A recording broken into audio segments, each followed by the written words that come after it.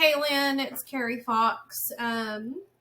So I enjoyed your take on this. You seem like you have a lot of experience and a good foundation for these ethical issues. And so I guess I'll just start with your first one, which was number one. Absolutely 100% agree with you that we are not medical professionals. So the way that this scenario is worded, this goes beyond what Mr. Thomas wants to do is beyond our scope of our position at the school, his and mine, or his and Wanda's. And so I question that, like, the impacts, like if Wanda had decided to go along with it, what is the emotional and psychological impact on meeting with these kids, because they're going to figure out really quick. I mean, you're going to talk about the information, but they're going to look at everybody who else, everyone that's around them, and they're going to feel very different. They're going to feel very negative about themselves. And early childhood or childhood is when you really develop your personality. So, or at least according to Adlerian theory. And so I think there we would be doing more harm than we would good. So, and then of course where he's pointing out that in the handbook they sign off, but that's not the actual consent to it, informed consent. That's just a generic. Kids can be pulled in, different reasonings, but if you're going to do an ongoing counseling sessions, you got to have that informed consent taken care of. But I don't think that the way that, while Mr. Thomas is probably coming from a very positive place in his heart, I think the impact and the way that you handle that would have to be very different from the way he's approaching it. So I agree with you there. Your second scenario about Miss Smyrna, again, agree with you. Right? Don't blur the lines between me, the counselor, and me, your friend. Because one, we're adults, we're not their friends.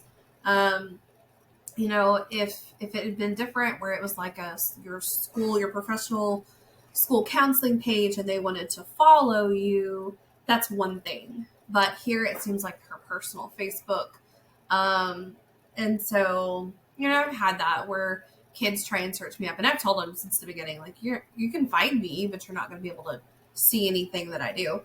And we have those conversations of, if you are like, because there are some, if I went back home to my hometown, I have friends that teach there, and their kids are, about the grade level that I teach. And so they probably would see something that I post, which I don't post anything horribly offensive.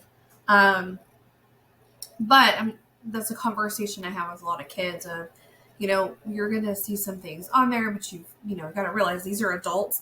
And we talk about how social media is an adult platform. It was developed for adults.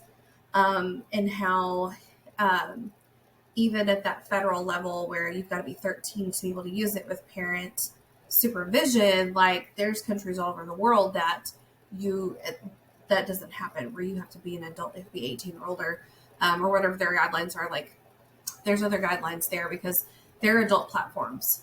And so we do have those. So yeah, don't blur those lines. And it does get a little bit harder, like back home where I'm from, half my family's in agriculture, the other half is in education, and it's a very small town with a lot of families that have grown up over the, probably 2 to 4 generations. And so it gets to where, as the kids do get older, they do kind of become friends on Facebook. But honestly, it is kind of once they graduate from high school or they're, junior, senior year of high school. And it's the parents know each other, there's supervision there. So it's very different there. But anyways, I digress. And then, yeah, I kind of agree with you on number 4. I have so many questions from that one. Because, it talks about how the teacher went to the counselor and how the counselor went to the school psychologist. But then, here comes the SPED director with the parent. How did that relationship form before they had ever met with the parent? And then, again, that sped director isn't following the proper protocols, and is bypassing all of this. And then, like you said, it's kind of, underhandedly threatening, don't say anything. So many red flags from this person. And I'm hoping they didn't have a job much longer after that. So that is not someone I would really want to be working with. And so, yeah, so many questions. And then you talked about your own experience. We're kind of going through something very similar over the last, I think I've been at my campus. This will be going into my third year. I was at the intermediate campus. It was elementary. But now that I'm at the middle school campus, and this happened at my previous school district at the middle school, where a lot of times the inclusion teachers and the inclusion aides are used as, last minute substitutes. And in my last school district, we had to quit that because they had talked about the kids are missing their inclusion minutes. If they have to get a sub if this is the case. There were a whole lot of other things going on. But at my campus now, and this is many years, several years down the road, we're having that same issue again and I didn't have the issue because I was in an intervention class, so they didn't get minutes in my class. But a lot of the other core classes where they did get minutes, because we had a lot of teachers out for maternity and we had a really hard time finding substitutes. They're being used again, and I don't know how the minutes are being made up or any of that, but there's a lot of time missing there. And so my question is, how do I go about with addressing this? Because to me, I feel like we are violating those IEPs and those accommodations in there in those minutes. But maybe there's something in there that our administration knows that I don't. Because we have a really good administration. So, excuse me.